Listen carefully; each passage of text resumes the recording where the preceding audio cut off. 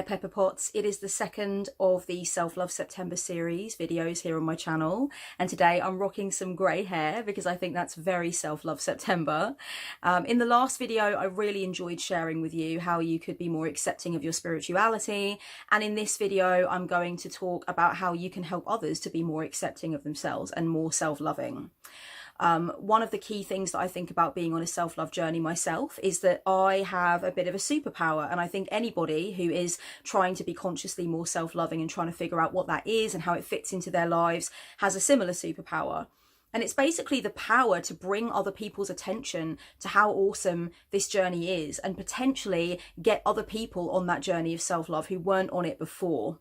I'm not talking about a really full-on crusade where every single conversation you have ends up being about self-love and you become completely fixated on it and you won't let anybody get away from you without talking about it, obviously. But I am talking about potentially recognizing key situations where you could have a markedly positive effect on somebody by bringing up self-love, talking about what it means to you, talking about what it could mean to that person, and really allowing them to move into a space where they're on their own journey of self-love, because there are a lot of people who are in a deficit of self-love at this point in time, and there are many ways in which you can identify that deficit. You can see that somebody might be really struggling with themselves and struggling with loving and accepting themselves, and you might be that person in the end to really take them to a stronger acceptance of self. You know, you might open up a conversation, for instance, that makes them really rethink the way that they talk about themselves, the way that they talk to themselves, the way that they treat themselves, and then they will be on their own journey of thinking, how can I be more self-loving? How can I respect myself more?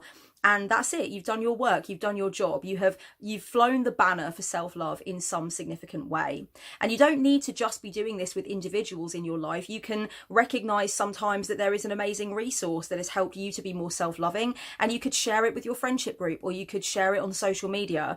And again, you've done the job of flying the banner for self-love. You've promoted self-love and the journey of self-love in a really significant way that could potentially help other people who might find that they're not on that journey and they really want to be. When you have the opportunity to talk about your own journey of self-love, where you are with it and how it's enhanced your life, know in that moment that you could be giving yourself the opportunity to help someone else get onto the path who wasn't previously on it, someone who might really need it at this point in time. And that's a magical thing. That's just that really interesting sort of alchemical ripple that you put out into the water of life just by talking about something that's aided you, something that's inspired you, and maybe that person was really looking for that exact thing, and maybe you're the one that actually sort of opened that door or lit that spark, and that's very exciting. If you think about a time in your life where someone's done that for you in any regard, whether it's about motivation, whether it's about, you know, getting on track with something that you've been worried about, whether it's about you know, physical well-being and exercise, maybe somebody in your life really inspired you to get more into that, maybe somebody in your life inspired you to deal with your debts, whatever it is, you know that when somebody lights that flame inside of you and gives you that inspiration, that wisdom, that motivation, you think to yourself, my life could be different in this way. I could deal with this. I could be stronger in this area. And you know how valuable it is and how majestic it is when someone else does that for you. And they may never know that they've done it for you, but they did. They did that for you. And it was really awesome. So you then can now be the person that does that with somebody else. And a lot of the time it's just about being honest about where you are on your journey, talking to people about the fact that you felt really negative about yourself and you're trying to change that, and you're utilizing tools and resources that are helping you to change that. And often, you know, if people are ready, if they're open to listening about it, I sound like a Bible thumper. If people are ready to hear the word of Christ, if they're open to it, and I guess I am being a bit Bible thumpy in a way, in a small way, just because I think so often it's someone else that says, I was in a pattern of self-loathing and I did something about it. It's that somebody else that really helps someone to see, you know what, I'm in a bit of a pattern of self-loathing and maybe I can do something about it. God's sake, this Clark Kent look is difficult to maintain. Clark Kent on acid, that was what I was going for today, baby cakes. There are a lot of conversations that go on amongst family members, amongst loved ones, in the workplace, all over the place, right? That descend into a spiral of self-loathing. One person says, oh, I hate my waist, I hate the way I look in this, I hate my skin, I hate my hair. And someone else will go, oh, you know what, I hate that about myself as well. It's really just, ugh. Or somebody will say, you know what, I really wish I could do that, or I could be like that, but I'm not. And then another person will be like, yeah, I'm also really shit at that. And it really like stresses me out when I see people that are good at it and I can't see it in myself. And everybody just sort of starts to feed into it. I don't know, maybe it's not been very long since you were in a conversation exactly like this. Maybe it's been quite a long time since you were in this kind of conversation because you've consciously chosen to step away from those conversations when they take place. Or maybe you've consciously decided to be a catalyst to move the conversation in a different direction. And that's a lot of the time what I do. Now, I'm not saying that you need to completely eliminate all conversations about things you dislike about yourself, things you're not happy with about your personality or your looks. I think there's always a place for a bit of a vent. But to me, I always feel like any vent about myself has got to be constructive rather than destructive. Meaning, I do not want to drop anchor at the problem. I want to voice the problem. I want to give myself the opportunity to say how I feel about what I don't like, so that I can then move on to finding a viable solution, and so I can feel better. So to me, that is basically the use of a vent. A vent is so I can then go on to being like, okay, I see what I'm not happy with about myself. I see what's going wrong. Now let's think about viable solutions. And to me, if I'm in a group conversation, that's what I want to be bringing to the table as well. I don't just want it to be an empty bitch fest about things that we don't like about ourselves. What I would like is to then get to a point where the conversation takes a very holy and important turn. And that is the point where we start talking about the things we can change, the things we can do, how we can start to feel better about ourselves, and how we can bring self-love into the equation. Think about the last time that you were in a conversation which kind of descended into a bit of a tunnel of self-loathing, a bit of a like deep dive into self-loathe, and think about how you felt after that conversation, how your vibration was when you came away from that conversation, and how you spent the rest of the day after that convo. And I think for most people that, you know, explore that, they're going to know reasonably quickly, yeah, that wasn't helpful for me. It wasn't healthy.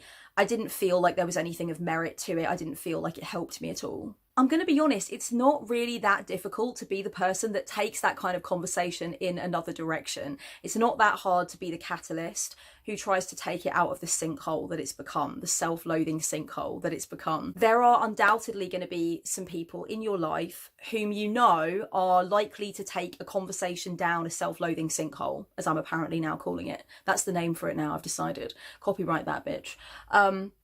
And so, you know, you're going to want to maybe not have as many conversations with that person because you know that they're probably not yet ready for a dose of self-love. They're not ready to start having that other part of the conversation where you talk about how to embrace yourself more fully and how to not feel that way anymore. I do know there are people who've distanced themselves from others who, you know, always try and take things down a self-loathing road. You know, sometimes we can be the catalyst for change in a person like that, and sometimes we can't. And we do need to make sure that we're being protective of ourselves. So if we see that there is always this person in our lives who takes things down the self-loathing sinkhole, yeah, we might want to pull away. We might want to take a bit of distance from such a person. But I would say have a go anyway. Have a go, first of all, at being the catalyst for a little bit of self-love coming into the conversation. Take it to a more constructive place, you know. Even if it's just, you know, saying, I don't want to feel this way about myself anymore. And what do you know, shall we talk about how we can change this? Because I feel like we come around to this quite often, or you come around to this quite often when you talk to me. Maybe we should discuss what we can change. Maybe we should discuss what we can do differently. Sometimes that will have an effect, sometimes it won't, and somebody will be very locked into their self-loathing narrative, and you might feel that you can't necessarily talk to that person anymore about certain things, or you might need distance from that person. And I think that's fair after a while, but I definitely think that we don't recognize within ourselves how we can be a catalyst so much more of the time than we realize. You know, if you are thinking about self-love, taking on resources and using tools that help you to be more self-loving, then you are actually perfectly placed in a lot of instances to help the people in your lives to be more self-loving too. We're talking about friends, we're talking about your partner, we're talking about your family, we're talking about your children or your nieces and nephews. You will see often that there are these deficits of self-love in people. You'll notice it in the things that they say in conversation. And what is wrong with being that person who kind of radically and bravely says, I see there's an issue here for you. How do you think it would be good for you to get out of that or move towards accepting yourself more? What do you think needs to change? What do you think needs to be addressed? I'm open here. you know. And that's the other thing about it, is that you can hold space sometimes when you recognize that you are somebody who is perhaps more self-loving on a regular basis and more in tune with those tools and those resources that help you to be self-loving.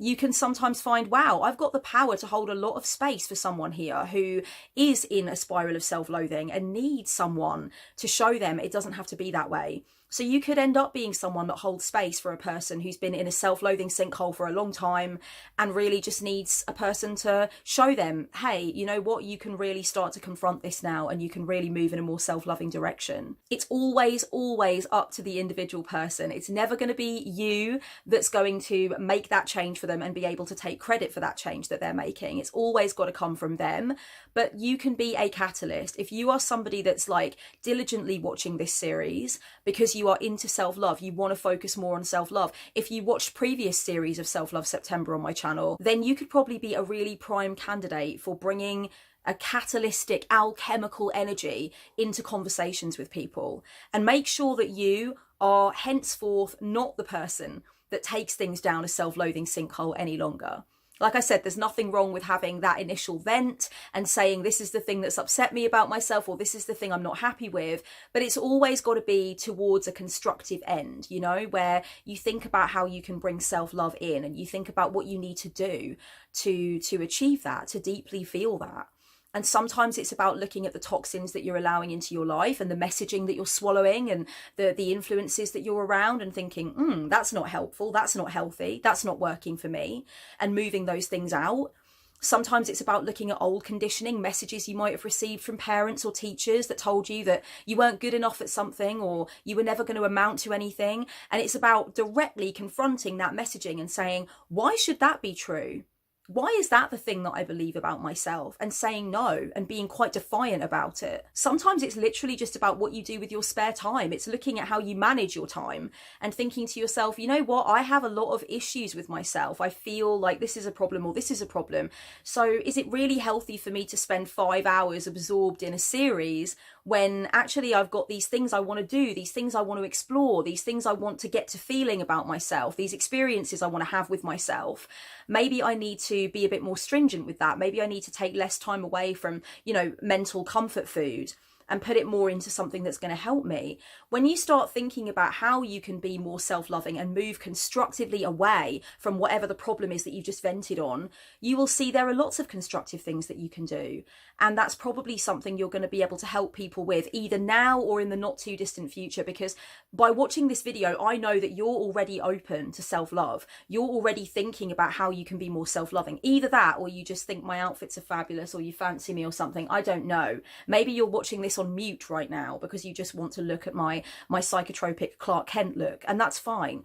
But for most of you, you're going to be listening. And because you're listening and you're watching, and this is my Self-Love September series, I know that you're open to these things. And if you're open to these things, then you can have those choice moments with yourself where you say, I'm going to be more constructive. I'm not just going to sit here and have a bitch fest about myself.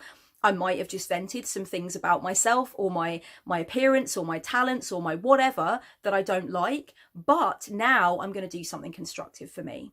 I'm going to take it in a better direction. I'm going to think about what I can do to get away from these feelings of self-loathing and move into self-love. By the way, darlings, I'm not trying to say that there are only 2 points, self-loathing and self-love, you know, and those are the only 2 options that you have. I'm not saying that if you're struggling with yourself in some way, then you are in fact being self-loathing. It would always be up to the individual, I think, to decide at what point they are actually being self-loathing. But it's definitely a place that a lot of us have been. It's definitely a thing that a lot of us have experienced, and we have direct experience of pulling ourselves away from that or recognizing that we don't want to continue existing in that. And I think, like I said, that makes us a prime candidate for being the catalyst in discussions which have become stodgy with self-hate, you know, really not very high vibe, really not, you know, even remotely opening the door to anything that looks like self-love. I think we in that moment can be the person to say, hey, how can we deal with this? This is an issue. Let's not just go on and on about it. Let's look at it, identify it as an issue, and talk about something that we can do to fix it. And I think a lot of the time, people don't even give themselves the opportunity to realize that that is a possibility. And if you can be that person to make that into a possibility for a person, then I think you've really done your good deed for the day. at the very least, you've done your good deed for the day, honey bunnies. It's a very powerful, very precious, very potent thing to do for someone. And if someone isn't ready, fuck it, okay, then they're not ready. But at least you haven't sort of become embroiled in it yourself, and at least you haven't allowed it to lower your vibration, and you haven't allowed it to pull you away from what you're doing, which is living in the energy and the vibration of self-love. That's what you want to do. That's the commitment that you're making to yourself daily. So why not knock on the door for somebody else and say, hey, are you sure you don't want to approach this in a more self-loving way? Are you sure you don't want to envision a world where it's possible that you can feel differently about yourself? Sometimes you're just going to come across a person in your life who could do with hearing about your story. And in my page mentions at the moment on my business Facebook page, I suppose you could call it, but essentially my public page on Facebook, if you're not following it, please click down below and follow it. It is very, very active, which is weird as hell for a Facebook page, but I put a lot of effort into it for a long time. It's been running since 2011, and we do have really lovely little discussions over there, and my posts are very well received. So get yourself over there. I'm going to be posting about self-love on there this month. I'm a little bit late on the uptake actually this year because I had some massive technical issues which were incredibly stressful and made my little Virgo moon palms sweat a ton. But I am going to be writing about self-love on there and talking about self-love on there through the month. So get yourself over there. I have noticed right at the beginning of this month, September, that there's been a lot of page mentions, and that means basically that I can see when somebody has mentioned my page on their page. And there's a lot of people that have been posting about Self-Love September and saying, guys, there's this woman on the internet and she talks about self-love all month long. So if you could do with that, get yourself over there and listen to some of her messages about self-love.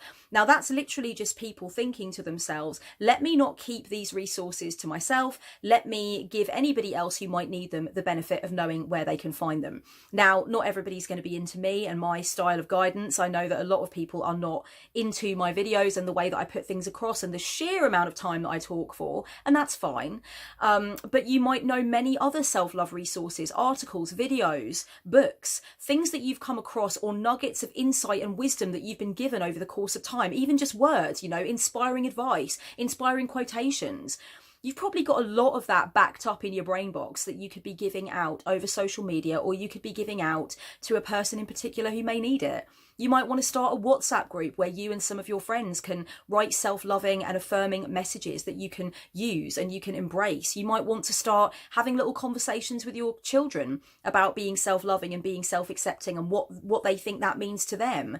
There's so many different ways in which you can be a pioneer of self-love and fly the banner for self-love and make sure that it's something that is included more in conversations and isn't a taboo. We shouldn't stigmatize something like this that is so important in the journey of self-development, and that so many of the messages and the systems around us seek to pull us away from a lot of the time. I think there's so much poison out there. Why not walk around being the antidote, you know? And I'm not saying take the whole world onto your shoulders and do this 24/7 and make it into your full-time job, but there's definitely going to be some times where you could be that person. So be that person where you can. Another thing that you could do that could be really powerful is to make a deal with yourself, and maybe make a deal with some of the people in your life as well, that you are not going to move things in a self-loathing direction when that needn't be the case. So maybe you could think about comments that you make about yourself that are disparaging, and think about whether or not you really need to say that comment. Now, there is a place for venting. There's definitely a place for being honest about things you don't like about yourself or things that have upset you about yourself, definitely. But what's the point in trawling through it? What's the point in getting bogged down in it? What's the point in saying it over and over again ad nauseum? You know, technically, when you think about it, you know that that's not healthy and that's not right and that's not really something that's useful. Sometimes it's really about that radical acceptance where you're just like, I need to say it how it is. I need to say it how I'm feeling it. Fine, absolutely.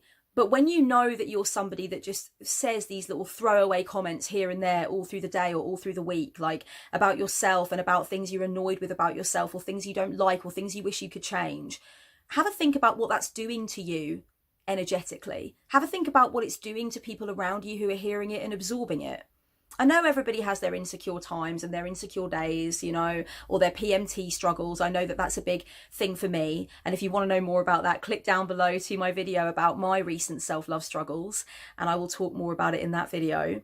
I know that there are times where it's going to be more common or more obvious that you're going to have shitty things to say about yourself, but you are in control of what you say. You are in control of what you put out into the world. You get a decision on that. It is not something that just comes upon you, you know, like a demon entering you and you just start spouting crap about yourself. That's a decision you're making in that moment, and take some responsibility for that decision that you keep making over and over and over again. Even if you just decide that you're going to try to notice how often you make disparaging comments about yourself, do that. And like I said, this is a deal that you can not just do with yourself, but you can actually agree to do it with somebody else. So if you and your best friend often make disparaging comments about yourselves to each other, maybe agree to check each other on that. Maybe agree that, like, yeah, okay, we both do make disparaging comments about ourselves to each other. Let's pick up on that for each other when we do it. Let's actually identify it in each other and say, hey, remember that little pact we made? Well, you just said something disparaging about yourself. And it's really, I think, about saying, let's not put our energy and our words into just reaffirming how shit we are, but let's instead really start to put a plan together for not feeling that anymore and think about what we need to do to achieve that reality. Another deal that you might want to make with yourself, and you might also want to bring somebody else in on this, or a group of people in on this, is think about what you've been absorbing recently. What kind of media have you been absorbing? What kind of stories have you been reading? What kinds of magazines or blogs have you been getting into? What kinds of conversations have you been having in your life? You know, what kinds of themes are you bringing into your life? Are those things in alignment with a journey of self-love, or have you been swallowing some poison quite regularly? You know, it's about looking, I think, at some of the things that we take on, some of the things that we are allowing into our brain and into our lives and into our bookshelves and onto our Netflix, etc. And just thinking for a moment, is that actually fueling anything crappy within me? Is that bringing me down? Is it making me feel like I'm not good enough? And is it possible that there needs to be at least a temporary stop on that kind of thing? Because at the moment, I'm kind of using it to further lower my view of myself, or it is lowering my view of myself. And I've only just realized it.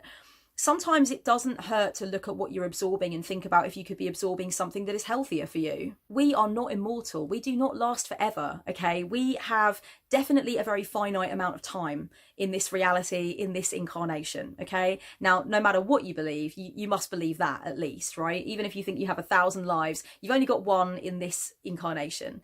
And so why fill your head with shit? Why absorb things that are making you feel crappy? Why absorb things that are bringing you down? What is the point of it? You know, I think that it's fair to say that there are some things that we need to absorb a bit of, you know, like I personally need to know what the fuck is going on in the world. I have to know what's going on in the world so I can know what I can potentially do about it, because a lot of it is foobar to the maximum, okay? But I think there's a lot of shit that it's just like, okay, well, I could choose to absorb something different. This is bringing me down.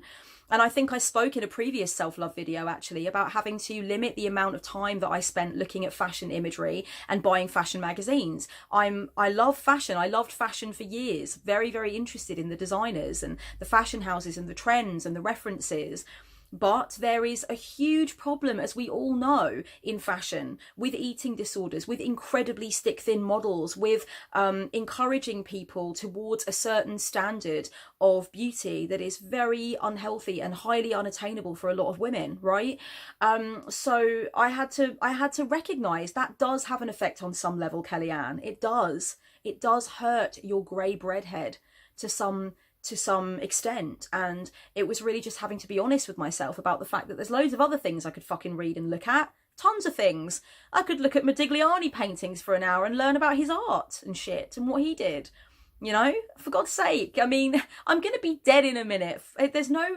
Really, does this other issue of Vogue really matter that much? Christ on a blue banana. In the course of this video, I've talked about toxic conversations. I've talked about unhelpful dialogues that we have with each other that go down the self-loathing sinkhole. I've talked about how you can be the change in those conversations, how you can be a positive catalyst for something different to be happening, and how you can cause that incredible positive shift in another direction so that the conversation doesn't just lie there in a pit of its own self-loathing stench, but actually becomes a really good vehicle for moving something into a more positive place. And I believe all of that and I love all of that, but there is a bigger thing that we need to say and we need to agree on as people who are walking a path of self-love, and we need to not skirt around this issue that I'm gonna talk about now. I'm gonna get a bit political now, okay?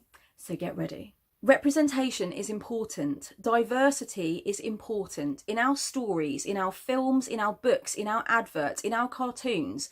Marginalised groups have stated over and over again that it has a profoundly positive impact on their sense of self-esteem and self-love when they see themselves represented. Believe those people. Believe people who have amputations or were born with physical deformities when they tell you that when they see themselves represented in a positive light, and when they see you know, a story moving away from the shitty stereotyped idea of them. And with physical deformity, there's a lot of that. There's a lot of this stereotype that a person with a physical deformity is always a villain or they're always untrustworthy. There are millions and millions and millions of stories, okay, where somebody with a deformity is a character that is underhanded or villainous or can't be trusted. And it is the deformity which is supposed to suggest that. It is a very, very old trope, and it is very, very damaging.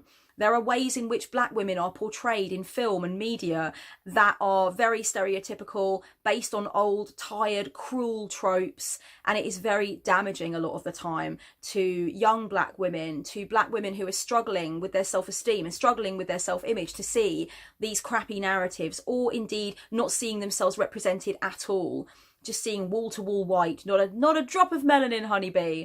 Think about how self-love is also something that other people are working on, people that are different to you, whoever you might be watching this, right? There are people that have different challenges. There are people that present differently in the world, and those people also deserve a chance to feel that the tide is going to rise all boats.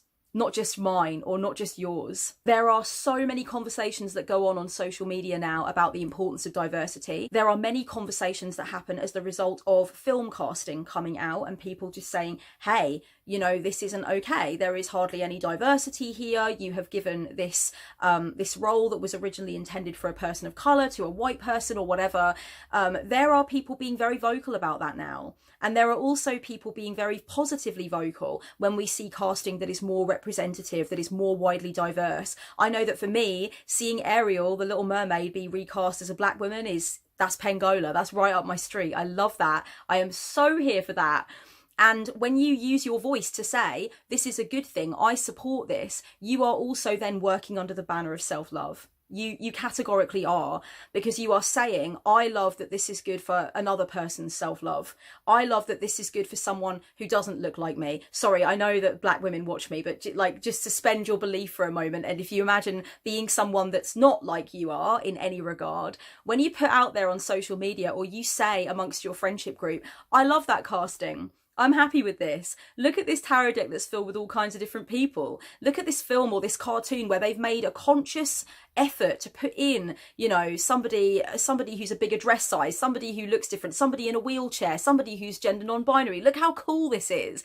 When you say that on any level, you are working under the banner of self-love. You are flying that banner high, because you are saying this is important for everyone. Representation is important for everyone. People say it over and over again. And I know that when I was a kid, whenever I watched something or read something where I felt like one of the characters was like me, I loved it. I identified with that character. I felt joy, feeling like, oh, that character's me. That's the one that I can hang on to. That's the one that I can be. Why do you think I love Buttercup from the Powerpuff Girls so much? Hello? Hello? She's tiny, she's powerful, she's got black hair. Ding, ding, ding. That's a wonderful feeling. Imagine you never have that feeling. Imagine when you were growing up as a kid, you never really had that feeling, or you had it maybe once or twice, and you were watching all these kind of like, you know, particularly white, able-bodied girls, with all these many Disney princesses to choose from, and you were kind of like, none of these people look like me at all. Imagine that. Imagine what that does sometimes to a person's self-esteem, to a person's sense of who they are in the world and how they're perceived in the world. So when we fight for everybody to be represented, when we say, yes, we want to put our money into this thing that is more diverse, no, we don't necessarily want to support this thing that isn't at all diverse, we're making a point, we're taking a stand, and it's a really good stand to take. And it shouldn't just be the people that aren't represented that are doing all the work of asking for that representation in one way or another, or pushing for funding to get their own stories told, or whatever the case may be.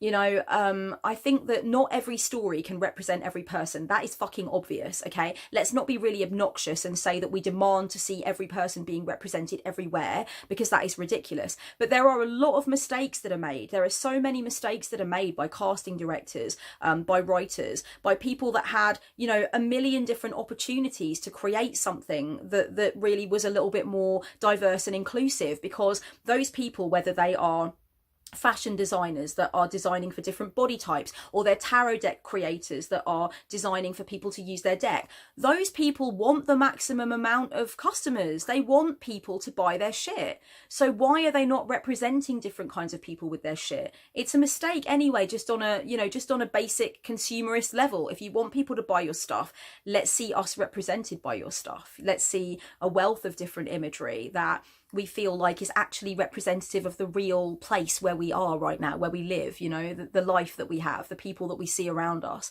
the people who are living all kinds of different lives. When we push for that diversity and that representation, when we mention where it might be absent and say, you know, let's do better next time, or when we look at casting and we say, we don't want to support that because, you know what, we were hoping it was going to be something more inclusive, something more up to the minute, something more obviously representative of reality. When we say that, we are saying what we want. We are asking for diversity. We are demanding a greater sense of representation. And I think that's something that we can do that is very much flying the banner of self-love. And it's also something we can do that is perhaps beyond what we think of as our self-love journey. We are moving into the collectivistic side of things, where we're saying self-love is a journey for everyone, and I can understand why without any positive representation, and when you're in a world where the little representation you could have is snatched from you in favour of casting somebody or painting somebody who looks like someone more white and more able-bodied and more thin, I can see how that would affect you. Even if it doesn't affect me, it might affect you. And that, to me, is where you've really become a self-love pioneer, is when you're fighting for everybody to be able to experience themselves represented and not pushed away into the shadows or shoved under the rug, but actually to see their identity also just there, just like my identity is a lot of the time. My identity is represented. And I've sat down and had a little think about what it might feel like to, you know, be looking through comics and not see myself represented, or go to movie after movie with my friends and not see myself represented, and my friends talking about how they affiliate with this character or they have an affinity with this character, and me feeling like I can't do that, and feeling like I can't say anything about the fact that I can't do that because maybe people will think it's stupid. I've gone there in my heart, and it's not fucking nice. And there's no reason for it these days. There's no reason for it ever. But really these days, with social media and with the way that we can say when we're unhappy with something, or we can praise a film or a book or whatever, or a series for being diverse, we can say we're excited by this deck because it is inclusive. Give us more of this. We don't have an excuse now to sit silently and say, well, we're just the consumers, we didn't create the thing. No, we didn't create the thing, but we create the culture through which things come to us to be consumed. So if we say, this is where we are now in culture, guys, this is what we want to see, these are the kinds of things you should consider before you make art, you know, then we're voting with our money, we're voting with our coins. Let's do that. Let's do that for self-love. Darlings, I really hope you've enjoyed video 2. I have enjoyed making it and delivering it to you. Thank you so much for being here with me on the journey, and I would love to read your comments down below. So much love and self-love until next time then, darlings. Blessed be. Mwah.